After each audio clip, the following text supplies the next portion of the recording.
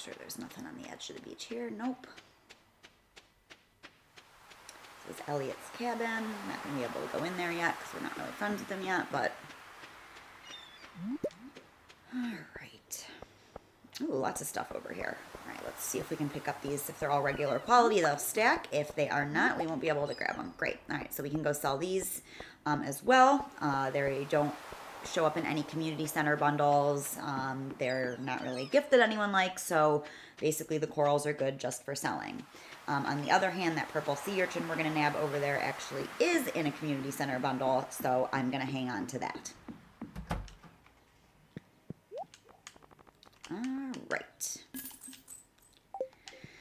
Sell those, go grab the purple thing, and then sort of head back toward our cabin, maybe drop some stuff off, eat a field snack, and do some more foraging. Maybe a little bit of fishing.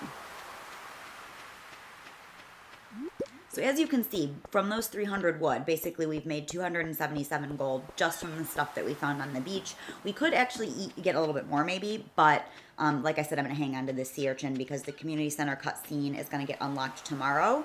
And basically when that happens, what we're going to be able to do is start donating stuff so we can get the rewards from the community center because those are really going to be valuable to you early on in the game.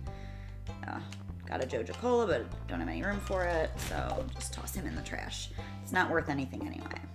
All right, here's Mayor Lewis. How was your first night in the old cottage? It was great.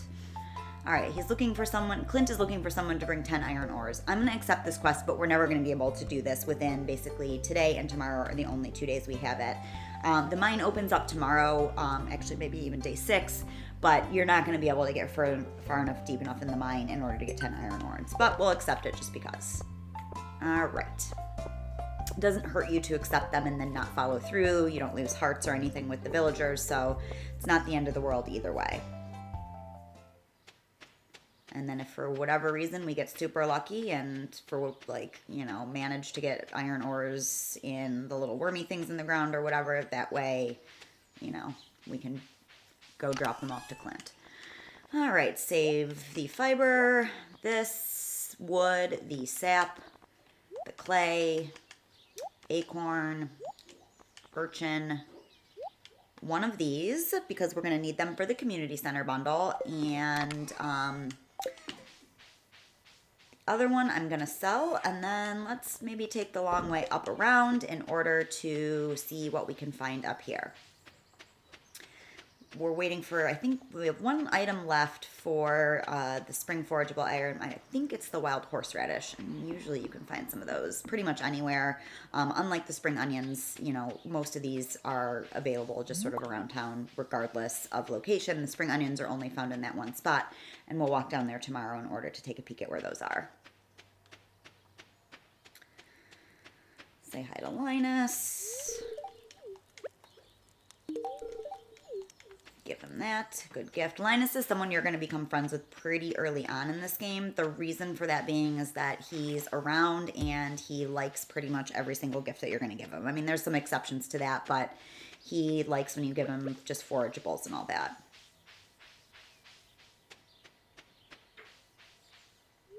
Talk to Demetrius. Don't have anything to give him because those field snacks are way more valuable to us than they are to him. And it's going to be a lot more helpful if we save them to eat them because, as you can see, just having eaten that one has got us through, it's already 5 o'clock, whereas yesterday we had to pass out early. Part of that was because we were chopping a bunch of wood to get that bridge to make that 277 gold, but part of it is also that you didn't have field snacks to replenish your energy. All right. What we really want is a horseradish. Sadly, we haven't found one yet, but we'll take the long way down through Cindersap Forest, and hopefully we'll find one down there. We might even be able to take a look at where those spring onions are, too.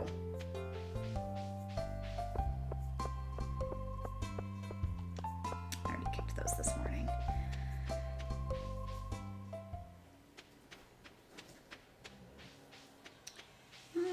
So we're going to head down this way because this is the direction of the onions, and hopefully we'll find a horseradish somewhere in between.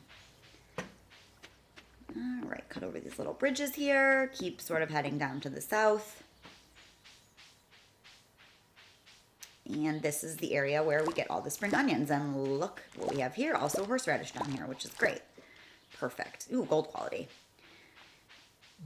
The reason that's important is because you are basically going to want to sell those because they are worth way more money.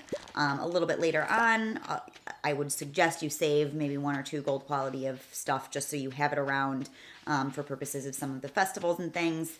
But early on, definitely just sell any gold quality that you have that you don't otherwise need for something. Which would basically just be the community center. This abandoned little hut down here. Soon there's going to be a weird mouse in there that sells hats. He's pretty cool. All right, just keep wandering around looking for stuff. Sort of heading back in the direction of our farm because we're getting tired. Here's Leah. Say hi to her.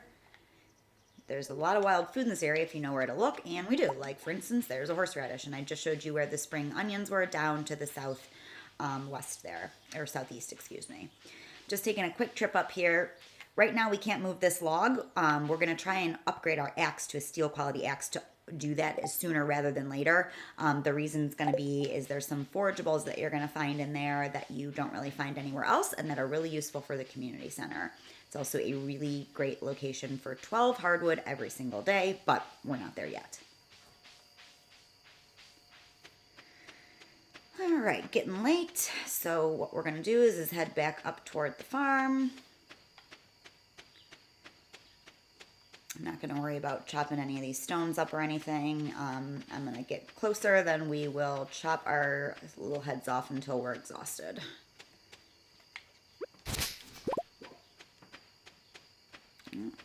There we go.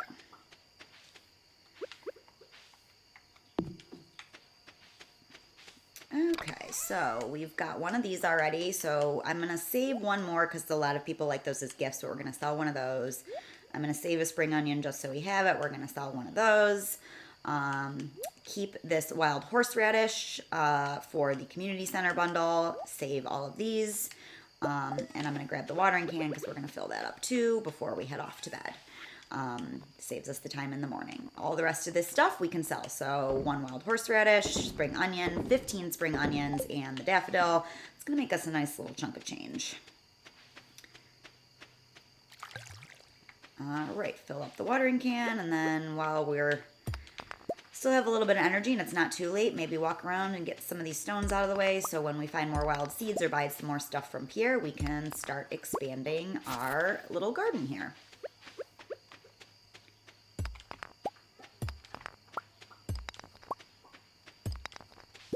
All right, maybe got enough to chop down 1 or 2 more trees. Let's see.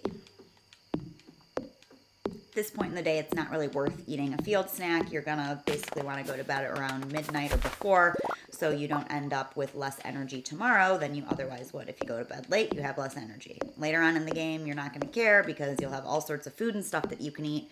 But at this point, you don't want to cut tomorrow short just because you decided to take 1 or 2 extra swings of the axe in the afternoon.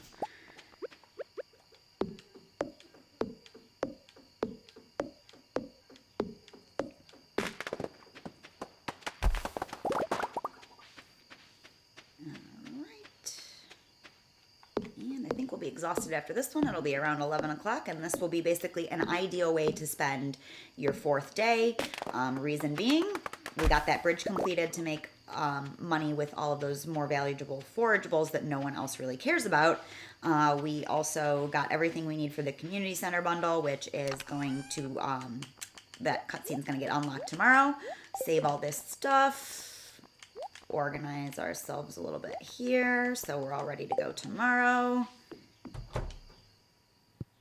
Walk into the house and go to bed. And that's basically a really successful day 4 in my walkthrough of Stardew Valley's Year 1. We leveled up to level 2 foraging, so we have +1 axe proficiency. That means we don't use as much energy in swinging the axe, so we can cut down more stuff. We also got a new cooking recipe, which is a survival burger. We don't have a kitchen yet, and we're probably not going to have one all spring, to be honest with you, but it's nice to start basically filing those recipes away because some of them have really valuable benefits later on, including stuff like people like them as gifts or ways to influence your luck, your speed, your farming skill, your mining skill, all those kind of things. So the more recipes you know, the better off you'll be. And that is day 4 of my walk through Land of Stardew Valley. Everyone, have a good day. Bye.